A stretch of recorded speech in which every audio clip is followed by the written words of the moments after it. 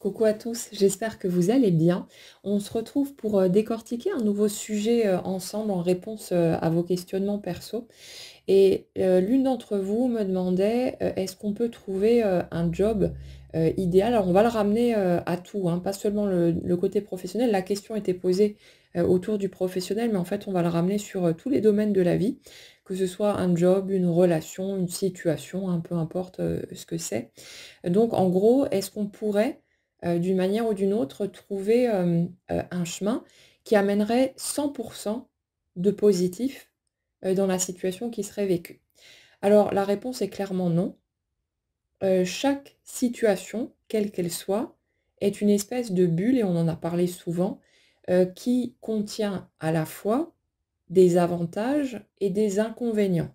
C'est valable pour absolument tout. Le fait de croire qu'il existe peut-être, une personne idéale, un emploi idéal, une maison idéale, peu importe ce que c'est, qui pourrait être 100 du positif, c'est la raison pour laquelle il y a tellement de gens malheureux, quand ils n'ont pas encore concrétisé ce qu'ils souhaitent, parce qu'ils s'imaginent que la douleur ou le manque qu'ils ressentent, le manque de joie, de bonheur, d'épanouissement, qu'ils ressentent dans leur quotidien, est dû au fait qu'ils n'ont pas encore concrétisé cet objectif. Et ça fait qu'on a des personnes, et on est sans doute tous passés par là à un moment ou un autre, qui se rendent hyper malheureux, parce qu'ils s'imaginent que le jour où ils sauront comment concrétiser leur objectif, le jour où ils vont atteindre leur but, ils vont enfin ressentir une sorte de bonheur absolu, de joie totale, la béatitude, et que ça va venir bouleverser leur vie. C'est une erreur monumentale, c'est une illusion à l'état pur et ça fait que, au lieu d'appréhender la vie, on va dire de la bonne façon, il n'y a pas de bonne ou de mauvaise façon, mais de regarder les choses de façon plus objective, et de, ne pas se vautrer, dans une illusion magistrale, ben, on est là, voilà, à cultiver, finalement des croyances qui sont fausses et qui nous rendent malheureux parce que le jour où vous allez concrétiser votre objectif, vous allez peut-être vous mettre à croire qu'en fait, vous n'êtes pas avec la bonne personne ou c'est toujours pas la bonne situation et vous remettre à courir après un autre objectif en pensant que peut-être vous vous êtes trompé de cible et qu'en fait, c'est ça qu'il vous fallait plutôt qu'autre chose et qu'une fois que ce nouvel objectif sera concrétisé, ça y est, le bonheur absolu tant attendu sera enfin là. Mais ça, c'est une illusion. La vie d'un humain est composé, d'avantages et d'inconvénients et c'est pareil avec n'importe quelle situation.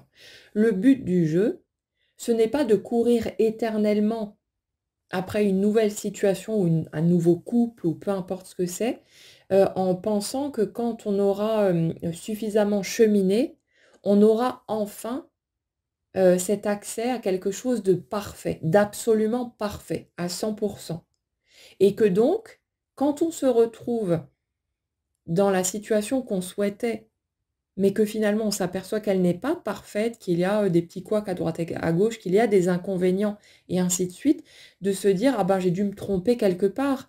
J'ai peut-être choisi le mauvais job, la mauvaise personne, le mauvais choix et c'est pour ça que je ne me sens pas heureux ou heureuse à 100 Non, c'est normal, c'est humain et le truc, c'est que, cette idée fausse qu'il, existe une possibilité d'avoir un 100 d'avantage avec 0 d'inconvénients ou de contrariété ou je sais pas quoi. Hem, c'est assez terrible parce que ça peut nous faire tourner le dos à des éléments qui étaient positifs pour nous par peur de passer à côté de quelque chose d'encore mieux. Il y a cette telle quête d'absolu que finalement même quand on va vivre des choses qui sont géniales, qui sont extraordinaires et qui nous apportent de la joie, on va avoir ce petit doute: «Mais est-ce que finalement c'est le bon chemin? Est-ce qu'il n'y a pas encore mieux pour moi?» et on va parfois, choisir de laisser tomber une direction qui était bien pourtant pour nous, pour tenter de gravir, des échelons encore plus hauts et pour se rendre compte au final que c'est une course sans fin parce que c'est toujours le même scénario. La vie n'est pas parfaite. Vous ne pouvez pas vous attendre à quelque chose qui est 100% bénéfique et qui aurait zéro inconvénient. Rien que le fait de nos interactions avec les autres humains, l'autre comme nous va avoir ses hauts et ses bas, ses sauts d'humeur, de la fatigue, va parfois tomber malade, va parfois vivre des situations, des circonstances qui vont l'affecter émotionnellement, peut-être physiquement aussi, et ça va faire que on ne pourra pas rester stable à 100%.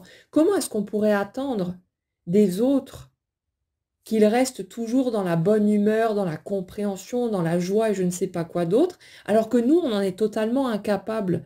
On a besoin de remettre les choses à leur juste place. Et dans un cadre professionnel, c'est la même chose. Il y a des tas de situations qui peuvent être source de beaucoup de joie, mais qui auront aussi leurs inconvénients. Si je prends ma situation perso de ce côté-là, être indépendante professionnellement, c'est absolument génial, en tout cas par rapport à mon tempérament et mes besoins, parce que j'ai pas de patron ou de patronne qui me casse les couilles, qui me dit quoi faire. C'est moi qui dirige la manœuvre, je choisis mon emploi du temps, je choisis les activités que j'ai envie de faire. C'est vraiment moi qui dirige tout et ça, c'est absolument parfait. Mais de l'autre côté, il y a aussi ce manque de visibilité sur la suite.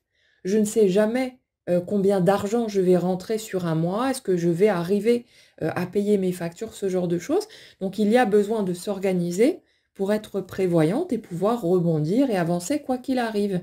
Donc d'un côté, il y a une énorme liberté, quelque chose qui me correspond bien parce que j'ai pas non plus le bruit, l'agitation de collègues de travail autour de moi ou vraiment cette façon de travailler en solo, ça me convient vraiment en tant qu'hypersensible, j'en ai absolument besoin. Je ne supporterais pas un environnement bruyant, agité ou quelqu'un qui essaierait de me diriger, ça fonctionnerait absolument pas.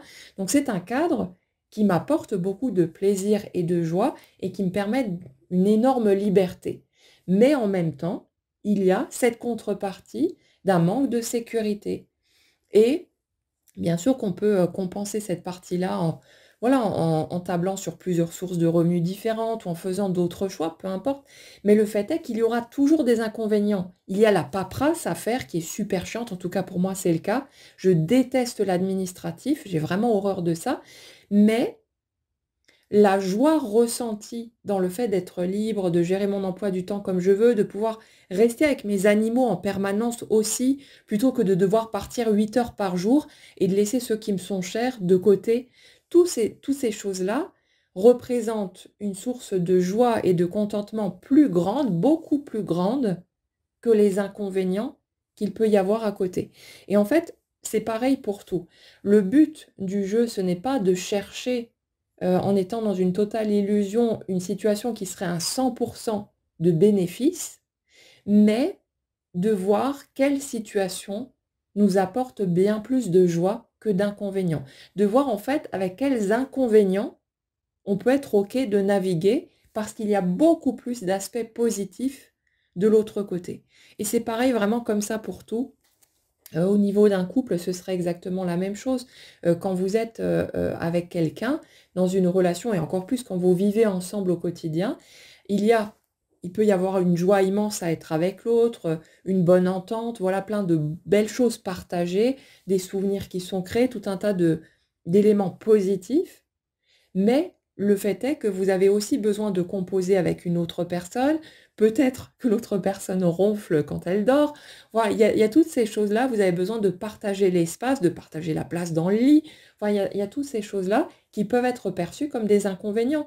Vous ne pouvez pas agir comme une personne seule, célibataire, quand vous êtes en couple. Vous ne pouvez pas ignorer les besoins de l'autre, vous ne pouvez pas le ranger au placard et l'en sortir quand ça vous arrange. Ça ne fonctionne pas comme ça. Vous avez besoin de faire de la place à l'autre dans votre vie et il y a tout un tas d'éléments qui peuvent être perçus comme des inconvénients. Mais c'est à vous de voir quels inconvénients sont acceptables pour vous et finalement ne viennent pas ternir la joie et le bonheur que vous pouvez avoir à partager avec l'autre et à être en sa présence. Et c'est exactement la même chose pour n'importe quelle situation. Il y a toujours euh, une part un peu moins reluisante. Et simplement, ce qu'on a besoin de rechercher, c'est le fait d'avoir ce juste équilibre. Alors, pas un équilibre forcément à 50-50, mais le fait que les inconvénients ne viennent pas tirer vers le bas la dose de joie, de plaisir, de bonheur, de satisfaction que vous avez à vivre l'expérience que vous vivez. Si une situation, un couple, un job, peu importe, vous donne la sensation qu'il y a plus de lourdeur que de plaisir, dans ce cas, ça peut être une bonne idée de remettre en question cette situation parce que clairement, il y a mieux, ça c'est sûr et certain. Mais quand une situation vous semble bénéfique et pleine de joie, c'est tout à fait normal aussi qu'il y ait certains aspects qui soient moins sympathiques, qui soient moins agréables. Et il n'y aura jamais de perfection à 100%. Et croire qu'il y a un palier tel que celui-ci qui serait atteignable, c'est la garantie de tomber de haut à chaque fois, d'être systématiquement déçu parce que vous allez expérimenter et puis de peut-être vous rendre compte à un moment donné que vous avez laissé derrière vous plein de choses qui auraient pu être géniales parce que vous étiez dans cette course effrénée à la perfection, mais il n'y aura jamais d'absolu à 100%. Donc, laissez de côté cette idée. Voyez plutôt la réalité telle qu'elle est, soyez objectif, faites des constats de ce qui vous convient, de ce qui ne vous convient pas, et voyez si vous vous sentez bien dans ce que vous vivez. Il n'y a pas d'obligation de quoi que ce soit, c'est vraiment à chacun de définir ses propres critères, de voir ce qui lui correspond ou pas. Après, de voir, comme dit, de quelle manière on peut peut-être contrebalancer certains aspects négatifs. Dans un certain nombre de cas de figure, on peut le faire, mais c'est à vous de composer votre réalité comme vous l'entendez, mais non, ne vous mettez pas dans la tête qu'il est possible d'atteindre un 100% parce que vous serez forcément déçu puisque la réalité concrète, c'est pas juste nous qui tirons les ficelles, il y a d'autres personnes, quelles que soient les situations, hein, au niveau professionnel aussi, mais on doit composer avec les autres aussi, et même si on peut adapter notre manière d'être en lien avec le monde extérieur, ça ne dépend pas uniquement de nous. Il y a plein d'éléments extérieurs qui rentrent en ligne de compte et qui font que ce sera jamais 100% positif parce qu'il est impossible de contrôler 100% de ce qui se passe dans nos vies et à l'extérieur de nous. Alors j'espère que ça pourra vous fournir quelques clés supplémentaires, puis vous permettre de faire les choix qui seront les plus heureux pour vous, tout en apprenant à naviguer avec ce qui est un petit peu moins sympathique, mais qui fait partie du lot. Gardez vraiment cette image en tête. Chaque situation est comme une bulle qui renferme à la fois des avantages et des inconvénients, et ce sera comme ça pour tout. Et intégrer cette notion vous évitera de vous imaginer qu'il faut absolument que vous concrétisiez votre objectif sous peine de ne jamais être vraiment heureux. Non, la vie, ce sera des hauts et des bas de toute façon, et ce n'est pas le fait de concrétiser un objectif qui va subitement troquer votre dose de malheur, de lassitude, de machin actuel contre 100% de bonheur. C'est une pure illusion.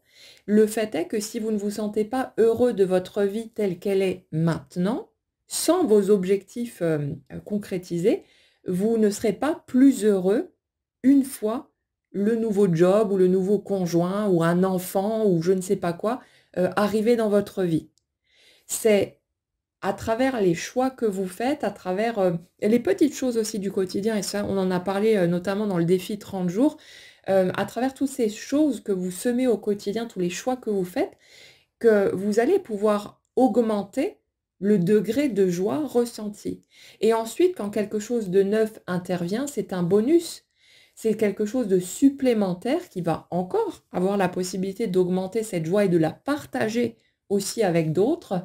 Mais ce n'est pas l'arrivée d'une nouvelle personne dans votre vie ou d'un nouveau job qui va subitement éliminer toute la pesanteur que vous pourriez ressentir. Il y a peut-être d'autres étapes à vivre, il y a d'autres guérisons à traverser, des compréhensions, enfin toutes ces choses-là. Et la nouvelle situation va ouvrir d'autres portes, va vous permettre d'expérimenter d'autres choses, mais vous ressentirez toujours fondamentalement ce que vous ressentez déjà maintenant. Donc voyez de là où vous êtes, sans vos objectifs concrétisés, de quelle manière vous pouvez peut-être aller vers plus de sérénité, plus de joie, plus de paix intérieure et ainsi de suite. Et le reste ne sera que plus bénéfique encore. Mais ce ne sont pas les situations ou les personnes extérieures à vous qui vont subitement rendre votre vie extraordinaire et pleine de joie si au stade actuel vous êtes plein de rancœur, d'amertume, de douleur, etc. Il va falloir prendre soin de ça d'abord et le reste ensuite ne pourra être que plus léger et plus joyeux pour vous aussi. Voilà pour ce sujet-là. Je mettrai un petit topo explicatif sur comment poser vos propres questions, si ça vous intéresse en dessous dans les commentaires. En tout cas, passez une très belle journée, une jolie fin d'année à vous tous. Prenez bien soin de vous et on se retrouve bientôt.